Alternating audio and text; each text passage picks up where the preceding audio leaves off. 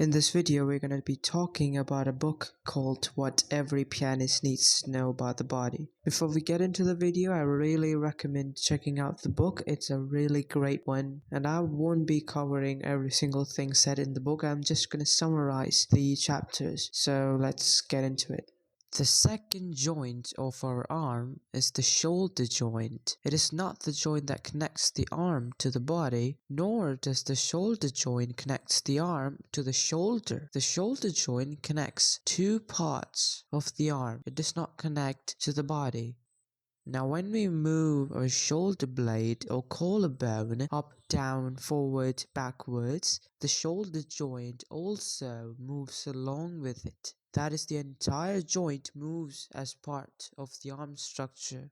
The shoulder joint is the most mobile joint out of all the joints. It permits three kinds of motions: up, down, back, forth, and rotation. The ball of the humerus articulates with a small basin-shaped surface at the end of the shoulder blade. The surface is really small, only about the size of a thumbprint, and it does not surround the humerus or constrain its movement. That is exactly why that joint is the most mobile. And there are capsules of ligaments that hold the ball of the humerus in place against that surface, which is called glenoid fossa. These ligaments are flexible enough to permit exceptional motions. As the humerus moves, the ball turns in different ways and different parts of its surface comes in contact.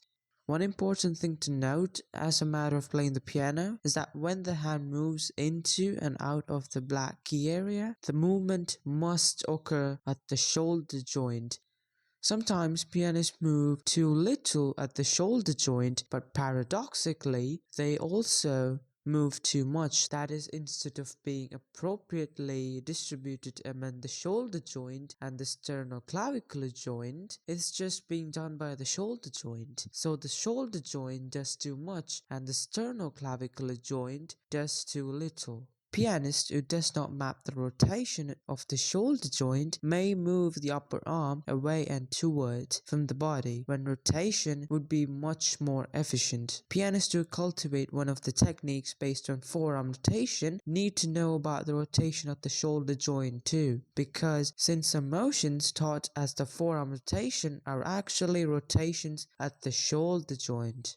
One other important thing to note is that when our arms hang freely in balance, the palms actually face backwards. Turning the palms towards the legs requires the rotation of the upper arm away from the neutral position. The release is similar to the release of the butt muscles that permits the legs to rotate back to the neutral position. So try relaxing your arms and you will notice that the palms of your hand are going to face backwards instead of facing towards your thighs.